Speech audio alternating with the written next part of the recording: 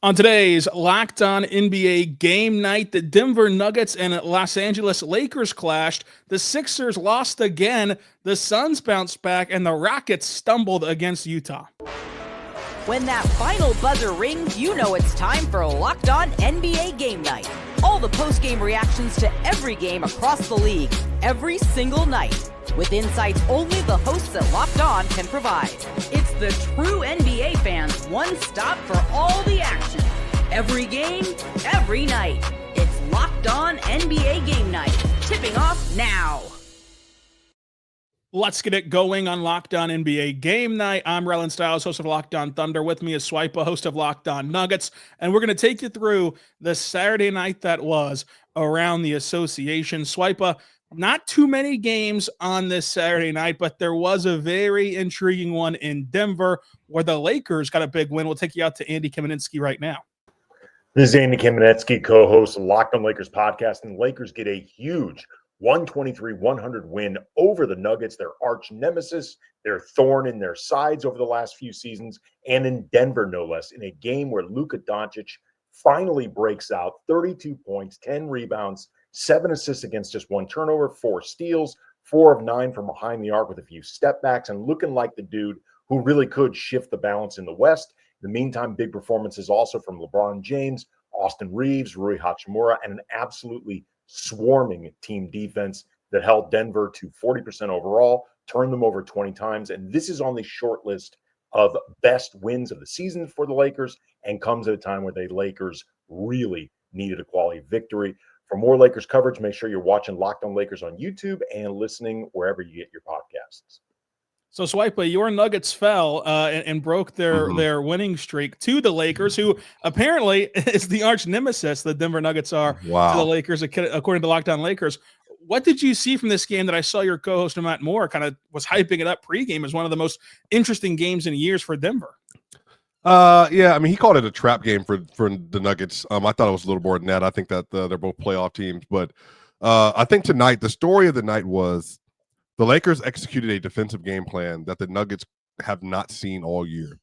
So the Dallas Mavericks, I said this earlier on another show, they put up a very similar game plan versus the Nuggets, which is basically what we're going to do. We're not going to allow for Joker to get any free touches. On every dribble, there will be a double team. On every touch, he's going to see multiple hands. The Dallas Mavericks under Jason Kidd, they've been doing this for Joker really the last 2.5 years. And then another team that's done something like this is the Miami Heat.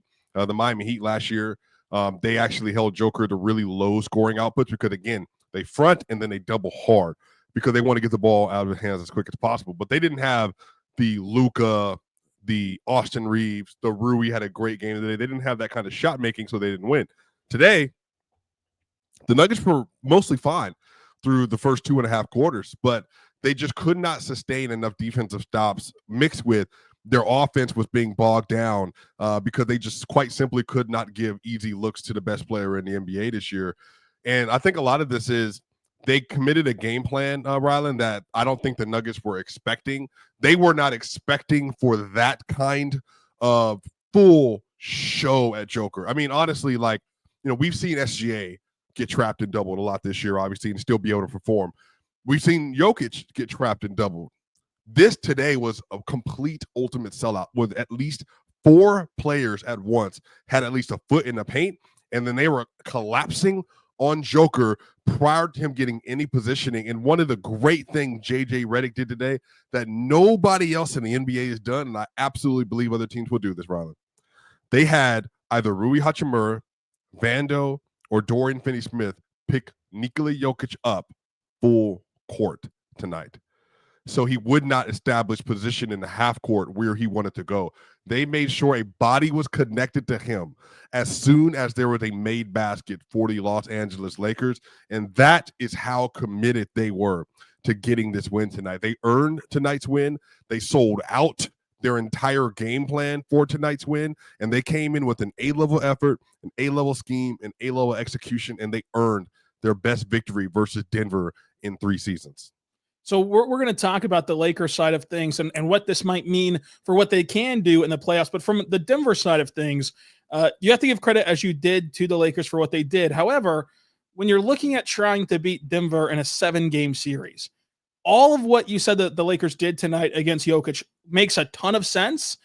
I just think that in a 7-game series, and maybe I'm respecting these role players too much, and you can kind of calm it down or agree. But I just think in a 7-game series, if you're trying to take away Jokic so much, he's a talented passer, to set up Murray, to set up Michael Porter Jr., to find Aaron Gordon in the dunker spot, find these guys enough and in good enough shot quality to still put up numbers. They didn't put up tonight. They only scored 100 points. But when it all balances out through a 7-game series, I still think that it might be your best option because Jokic is so talented, but it's not a foolproof plan. Or do you think that these role players are more shaky than I think? No. So, and this is why I want to clarify with everyone that tonight the Nuggets didn't expect to get what they got. And I said it very similar to some Lakers fans that were asking me about this. OKC didn't even do that to Denver. Like, I'm being genuine about that. The last time they played OKC, I think they put up 124 points in that game. They didn't have an issue scoring over the course of the game. The issue was the turnovers. OKC forced a lot of turnovers.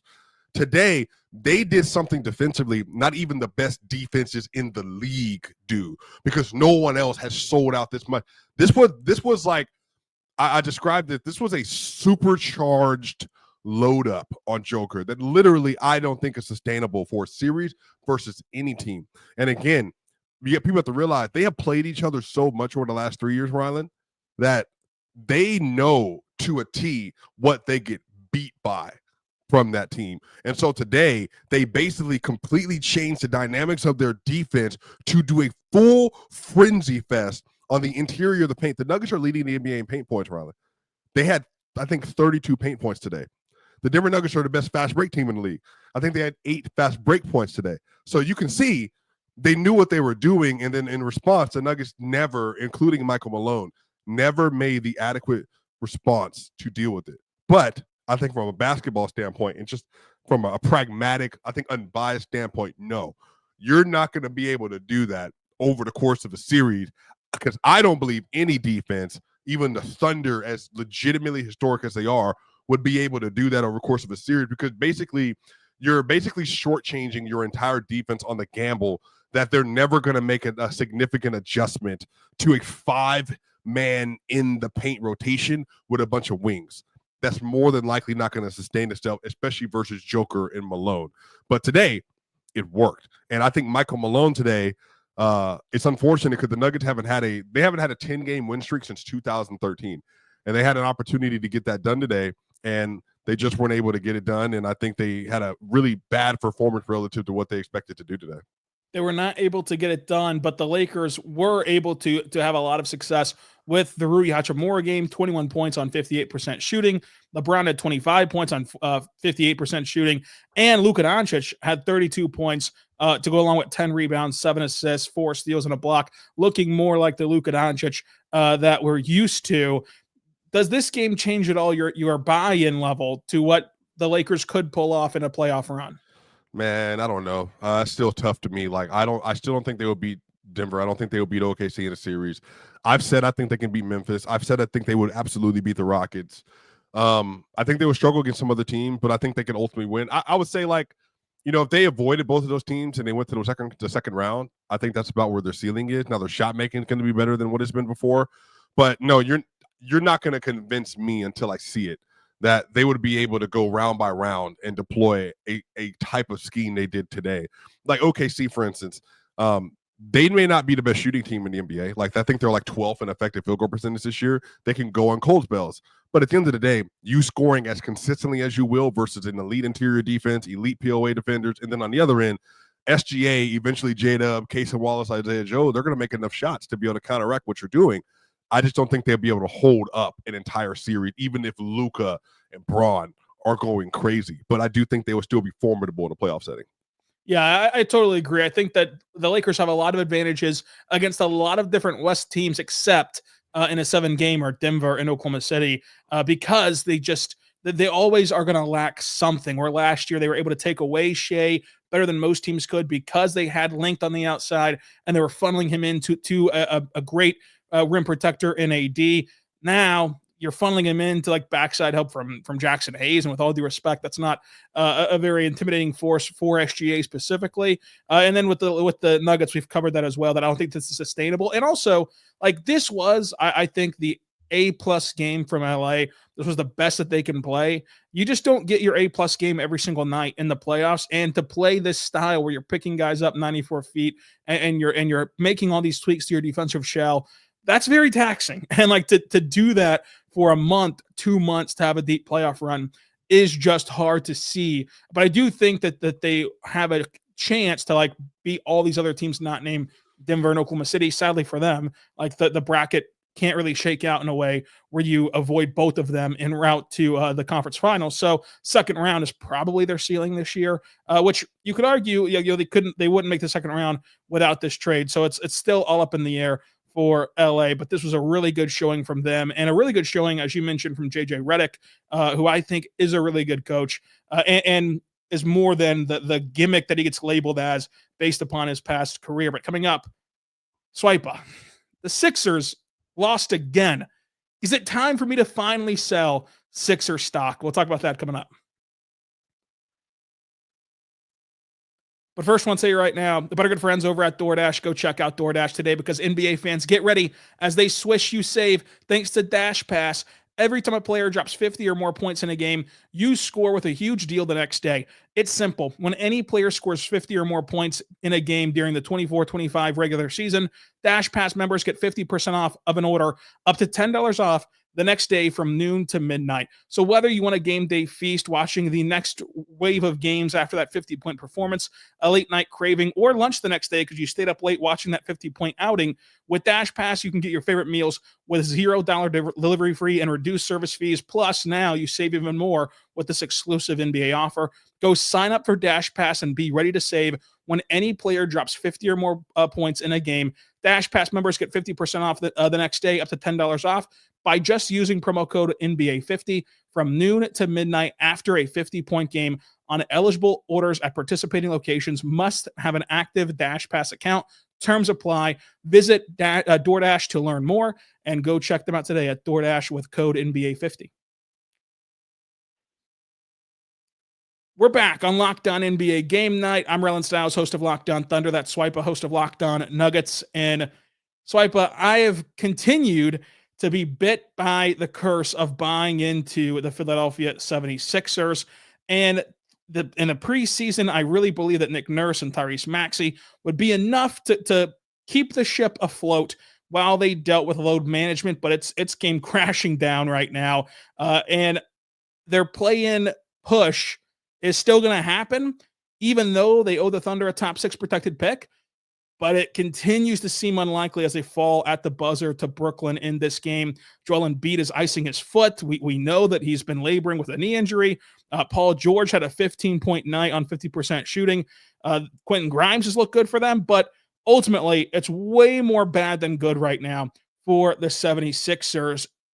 I know it's the Eastern Conference, but do they have enough time to turn this around and make the play-in? No. Why? Have you been on the opposite end of this? Is this what I'm hearing? So I've held firm that they can get into the play-in tournament, and now for just what? Just because you wanted? Just because I really believe in the overall talent, but they can't put it together. Oh my gosh, my bro. Well, I got bad news for you, or good news, hopefully. Why would they do that? I mean, this is what doesn't make sense. So they make the play-in, they're the 7th or 8th seed, and they get bounced by Cleveland, and they get bounced by Boston, and then they lose their first round pick. And then you just continue to tax Embiid's knee for another 2 months. Like, what's the purpose? Like, what's the point? That I truly don't understand. They don't have McCain already. Paul George is a shell of himself. He's not going to do anything. Like, they need to try to move off his contract ASAP. Tyrese Maxey, he's carried a crazy load the last year and a half because Embiid's been out. Embiid has played, I don't even know what, like 57 games, 58 games now in the last 2 years. Like, what would be the point in making the playoffs? That's why it doesn't make any sense to me. What Embiid is clearly laboring. Like, he needs another surgery to let his knee rest. Why would you not just let Embiid rest from March all the way to the top of October? What's like, for what? What is the point? That's what I'm trying to understand. Basketball wise, you make the first round if you get out of the play-in. now what? We're just doing this because management ownership feels like it will look better instead of just simply letting our key player rest, getting the value back up. And then honestly, what they should be doing, Rylan, is trying to trade Paul George and Joel Embiid come summertime to completely restart this program, because it doesn't make sense to me if Embiid is headed to be 31 years old, I believe, in March. He's playing less games than ever since for year one and year two. Why are we hoping with fantasy dust that this year is going to literally be the anomaly of anomalies? Embiid will stay healthy for a whole playoff run. He won't get any more hurt. And then Paul George is going to miraculously learn how to be an all-NBA level player again. That's a lot of gambles. That's how the Philadelphia 76ers have been run for the last several years. They don't take their players' best interest in mind while putting them on the court being injured, asking Embiid to get a meniscus repair twice to take cartilage out of his knee, even though he should have allowed it to develop and get healthy fully, but he didn't do that. And so this is, it's over. It needs to be over. The time is now. It's been past time. Just go ahead, blow it up, let everybody chill out and relax. And Philly fans, this is not about not liking Philadelphia. You deserve better than what you're watching right now, and the players deserve better than what they're having to go through with all the injuries and everything else going on as well. And when you look at the Sixers as a whole, if we were running the team, Swipa, we're on the exact same page. I mean, right. You tell him to go get that surgery this instant, and you shut down Paul George. And there's been some light reporting around Paul George of like perhaps some of the reason why he's playing so bad is because he's not as engaged whenever you see a season trending this way. And the thing to me is, to your point, even if they make the play-in tournament, I still don't think that there's a guarantee that they even win the tournament. But if they did, they have no shot to beat Boston or Cleveland. Mm-hmm. And then the next season, what are you hoping for? You're hoping for that in the offseason, Joel miraculously gets healthy, even though you've pushed his procedure all the way to the end of the season. Mm-hmm. And let's just play out the fantasy world where you have a good season next year. Guess what? This is not the year that the pick ends to Oklahoma City, top 6 protected. You then still have a protected pick next year owed to OKC. And if we play out the fantasy world where they're actually good next year, then you owe that pick to OKC next season, if it does not convey this season. So why not just go ahead and let it be your pick this year? Ensure that it's your pick in a very talented draft class where at pick 6 and better, you're going to get a really good player in this draft. You're going to get McCain coming back. You're then going to have a way better chance of having Joel Embiid rested and available. And it's always going to be a gamble for Embiid. There's always going to be the what if, but you just take the odds say if he gets rested right this second, and let's say hypothetically they pull the plug at noon today. Yeah. You give him a much better runway to get back to what he was and to what he should be. And then maybe that reinvigorates Paul George. We know that Tyrese Maxey's a really good player. We know Jared McCain's a really good player. And then hopefully you make the right draft. What do you think is holding them back from that? I think it has to be what you said about just the image of this ownership group and this front office has spent all this money. They were viewed as like these winners of the offseason. Yeah. And to shell all that out and then not make anything in a league nowadays where 10 teams make the postseason technically, like 10 teams get to play after the 82.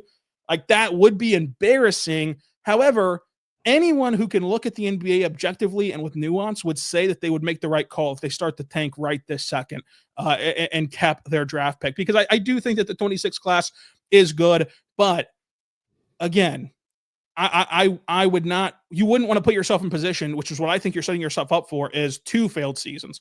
Because if you push it and try to go for the play-in. Yeah, why? Then Embiid's hurt in the summer? Again, yeah, he's hurt in the summer and he's not rehabbed well, and you still might push it for the play-in. I mean, look at this. I mean, there's no reason to lose to Brooklyn tonight. You had all your guys. You had Paul George. You had Embiid. You had Grimes. You had Maxey. You had Kelly. You had Kelly. Oubre. Oubre. You had all your guys healthy, and you still lost to Brooklyn. It's like this was one of your best versions of your current roster with the information that McCain's out for a while. But Brooklyn is. I've also said this, by the way, at another show. If Coach of the Year was just an objective award and it wasn't about winning and great rosters and MVPs on your roster, like Dagnall, like come on, like Yeah, of course, coach of the year. Kenny Atkinson, sure, coach of the year. Jordy Fernandez, what he's done with that Brooklyn Nets team with all the injuries they've had, they've rebuilt Keon Johnson, they've rebuilt Zaire Williams. They didn't even have Cam Thomas for a large stretch of the season. Still were winning games. And then tonight, when they should be in tank mode, they're so well coached, they can't even tank correctly versus a team that needs to win to keep fighting and going forward.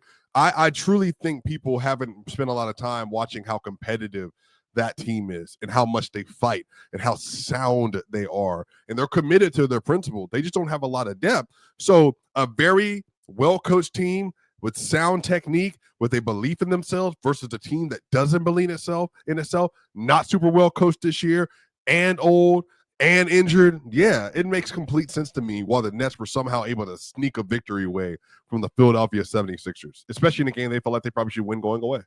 Yeah, this was a game that Philly should have won. But to your point, Brooklyn has all the traits of a very well-coached team, just like Oklahoma City. Like whenever they were tanking, they did not do what Brooklyn's done. I hold on to that so closely. SGA getting, sitting down the rest of the year, they're like, all right, you're a little too good. No, we're not. We're trying to lose game. Here SGA is like carrying the team on his back. And then all of a sudden, what? You get Jada like right after that, and then you put a championship core together. That's why the Nets, you know what? They're doing it the right way. What are you doing, Philly? Why? What are you fighting for? They are behind Brooklyn in the standings right now. And they won't just pull the plug. Say that again. Philadelphia is behind Brooklyn in the standings. And I just think that's the only logical explanation is they're trying to save face and not be the team that misses it after being crowned as offseason winners.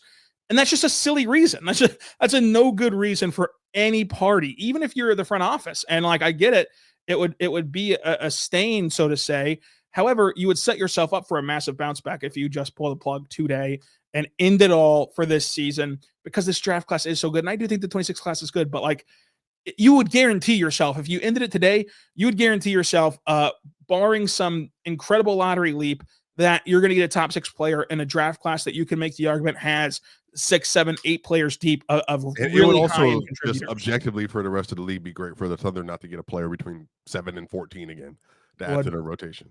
It would. I mean, the Thunder's picks can dwindle here with they gambled on Philadelphia, gambled on Miami, and then those 2 picks are lottery protected. We'll see how it all shakes out. But they do have that Clippers swap, which also looks way better for the Clippers record than we once thought it would be. But nonetheless, Philadelphia, get it together. I'm not going to sell stock long term. I am going to say short term, they need to. You're not selling stock. You think this team can win? Listen. Long term is in next season. Next season, the year after that. Sell your stock. Walk with me, Swipa.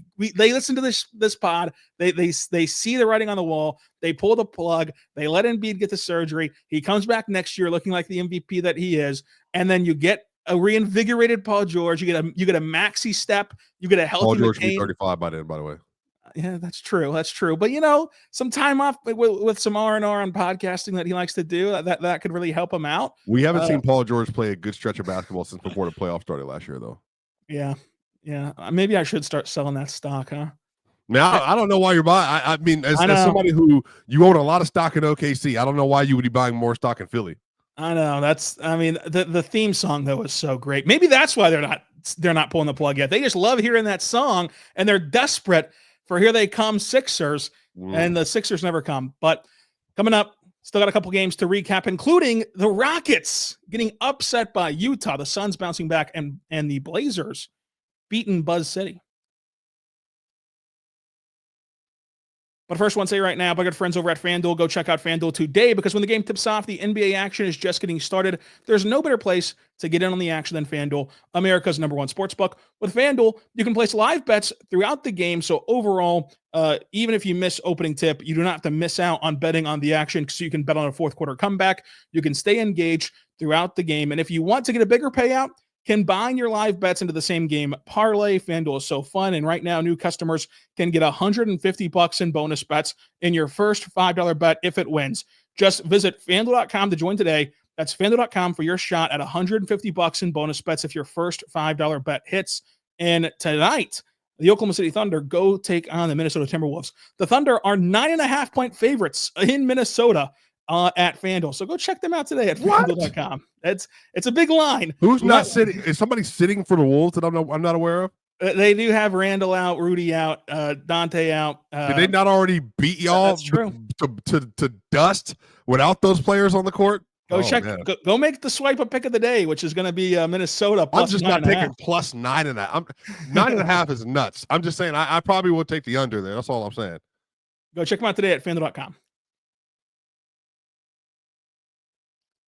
Swipa, we did see the Utah Jazz upset the Houston Rockets, and we're going to go to Locked On Jazz, David Locke, right now.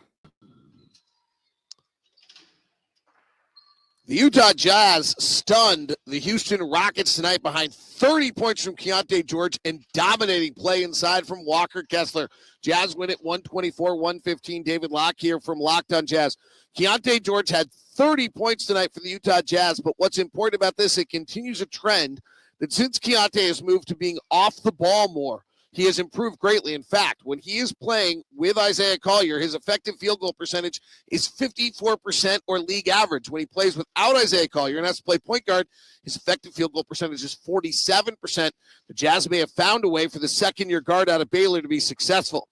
The other standout tonight was Walker Kessler. The Houston Rockets are the number one offensive rebounding team in the league, and tonight they only had 8 offensive rebounds in this game. Walker Kessler, the league's number one offensive rebounder as an individual, had 8 himself.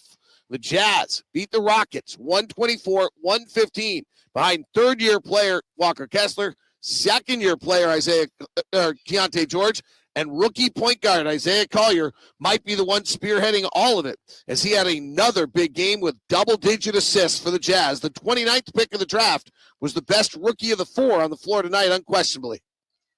Swipe, but the Jazz are another team with Will Hardy, who I think is extremely well coached despite their record and despite executing this tank perfectly. Even as the Thunder, steamrolled them and went wire to wire with a win on Friday, you still saw the compete level and the not going away. It's like on Friday against Utah, the Thunder won. They grew an over 20-point lead in that game, and they never trailed, and they never even saw a tie game past 0-0. But the Jazz kept on punching. I mean, they would hit a couple threes and get down 13, and you think maybe they can crawl back in, and they just didn't have enough firepower. And then tonight against Houston, they're able to actually get a win, and they've beaten the Lakers, and they've had some key moments that I do think that the Jazz deserve credit for what they're quietly building in Utah. Yeah, shout out David Locke. Sounds very professional in doing his breakdown. I wonder how long he's done this for. But yeah, I do think I think the Jazz team, I think they have a really bright future ahead of them. I love having Cody Williams on the roster, Collier. I love having Keonte George. Everyone probably at this point knows I'm a Keonte George guy. I think he's going to be a star, not just because he went to my alma mater, Baylor. I think he's going to be a really good guard in this league. And then Lauri Markkanen, they have the nice set of young players, including Walker Kessler, that they chose to hang on to that have real potential.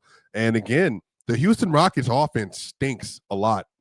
Honestly, if they can't get offensive rebounds, they struggle on night-to-night basis. And so tonight they were just able to convert, and they were able to make enough shots and to put them in rotation again and again and again and again. And then on top of that, you get an efficient jump shooting night from your best lead guard in Keonte George.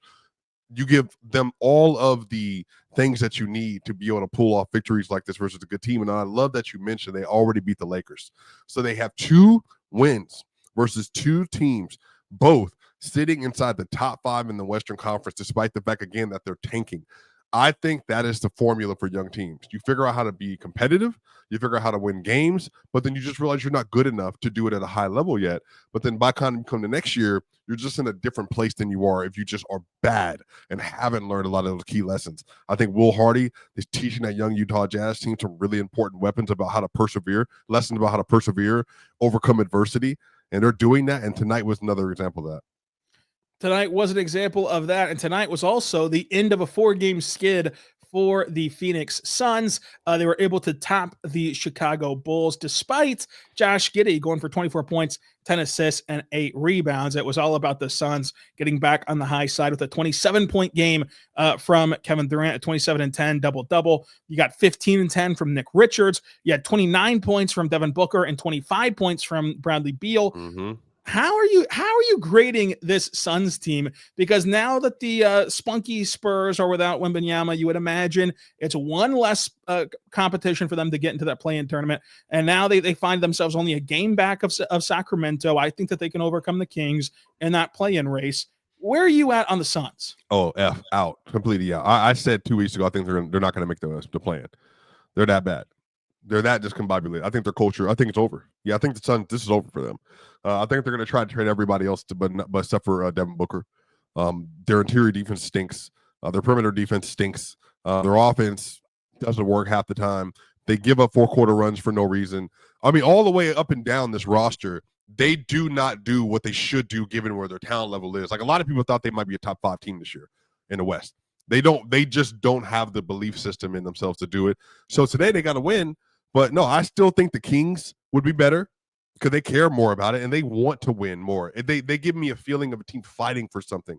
You know, I would think that every other team ahead of them, the Clippers, the Wolves, all those teams wanted more. Dallas, they have a system they believe in. Even without Anthony Davis, we have the defenders. We're built around Kyrie Irving, and we're going to play tough, hard, and hard as nails.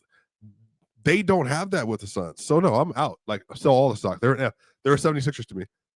They're the 76ers West, even after breaking this 4-game drought. But the Portland Trailblazers, another young, spunky little team that's gotten some wins here since the turn of the calendar year, got a blowout win, 141-88 over Charlotte. And it was really a multifaceted game for them. Shaedon Sharpe had 20 off the bench. You had 25 from Anthony Simons. You had 20 from Kamara. Like you just saw a bunch of contributors for this Portland team. And each night it feels like there's a different young guy who pops and who shows you what their future holds in Portland. It's just going to be for them about putting it all together. And especially when you play a Hornets team where you only get a 1-for-10 night from LaMelo Ball, it's going to be easy and to steamroll them. So like, obviously this win is not some staple win, but it's good to see from the Portland Trailblazers. Look, Tamani Kamara, remember the name, NBA game night, plus 45 tonight. Had 20, had 10, had 6. He's probably Jalen Johnson West. I'm gonna put it like that, y'all. But maybe any better defender. Like they have some stuff they're building in Portland. Shout out Chauncey Billups. Shout out Chauncey Billups. Shout out Swipa, Locked On Nuggets. You can go find him over there. You can find me on Locked On Thunder. This was another edition of Locked On NBA Game Night. Until tomorrow, as they recap the Sunday slate, be good and be good to one another.